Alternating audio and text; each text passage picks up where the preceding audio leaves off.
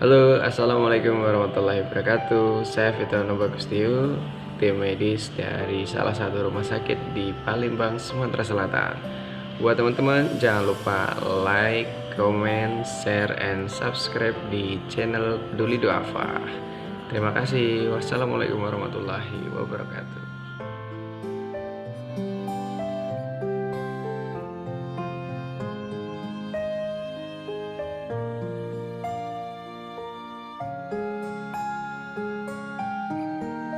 Saya Ani dari Maros.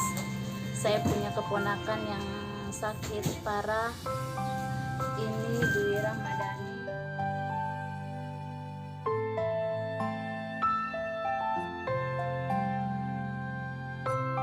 Makin hari makin parah penyakitnya. Terus kami orang tidak mampu.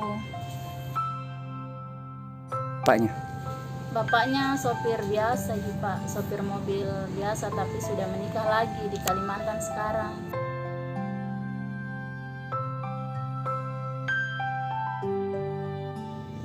Semenjak dari bulan 11 sampai sekarang saya tetap berjuang untuk kesembuhan keponakan saya. Walaupun Dwi bukan anak kandung saya, dia tidak lahir dari rahim saya, tapi saya sayang.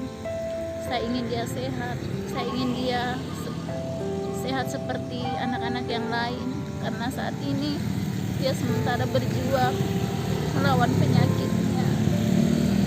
Selama 4 bulan saya berjuang, banyak sekali kisah-kisah sedih saya, yang terutama masalah kendaraan, masalah transport, tapi saya tetap semangat, saya tetap berusaha, dan saya ingin keponakan saya sehat kembali seperti anak-anak yang lain. Karena di usia yang masih muda, di usia yang masih anak-anak, dia sakit, dia tidak bisa bergaul sama teman-temannya, sekolah pun dia malu pergi ke sekolah.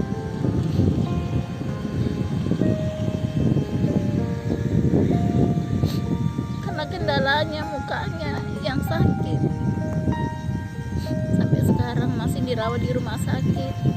Insya Allah mudah-mudahan secepatnya diangkat penyakitnya.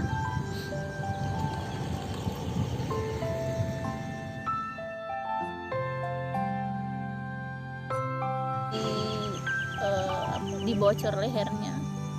Kalau dia bicara, dia hanya melalui HP saja. Kemarin saya tanya, "Kak, mau makan?" Dia tidak bisa, hanya dia minta HP, terus dia bilang, "Tidak bisa bicara Bunda, tidak bisa menelan, sakit dia rasa menelan." Terus sekarang ini harus disumbat lagi pembuluh darahnya, sementara yang kemarin hasil operasinya belum kering lukanya. Sebenarnya saya tidak kuat lihat. Tanggal 17 kemarin sudah ada tindakan teropong pembuluh darah kemarin. Itu maksudnya apa Bu, dikasih teropong? Itu supaya ditahu bahwa kalau operasi nanti tidak banyak pendarahan.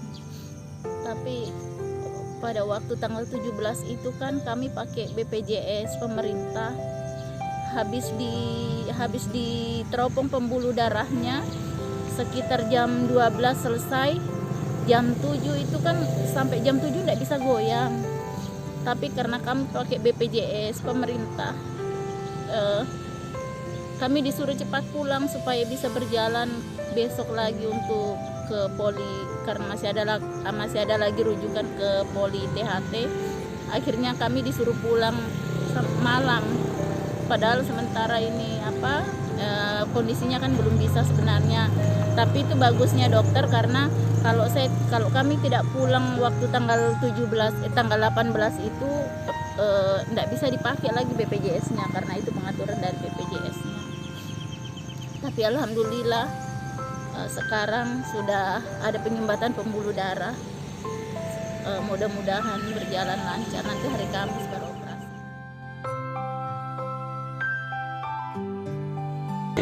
Saya juga sangat terbebani karena walaupun yang lain ditanggung sama BPJS, kan penyakitnya ponakan saya itu harus diangkat langit-langitnya sama giginya. Itu kemarin dokter bilang saya harus menyiapkan dana 5 juta.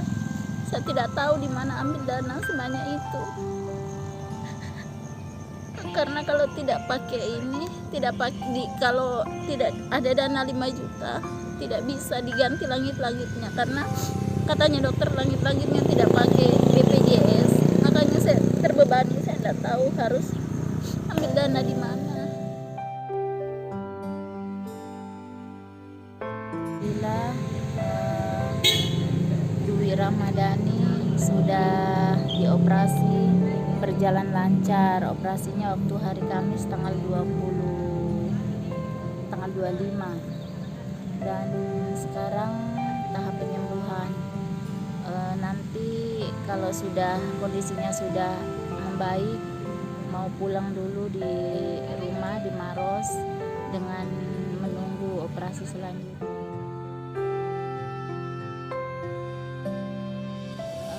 Setelah nanti keluar dari rumah sakit, karena operasi yang di lehernya itu masih belum stabil, dan kalau keluar nanti dokter menyarankan harus beli alat, dan alat itu tidak ditanggung oleh BPJS. Kalau dokter bilang harganya sekitar hampir 2 juta. Namanya alat alat untuk sedot lendir. Kalau dia susah napas itu disedot pakai alat itu. Kalau tidak salah apa namanya, extension. Alat itu yang mau dibeli, tapi dipakai di rumah, karena kan tidak mungkin selamanya di rumah sakit tinggal.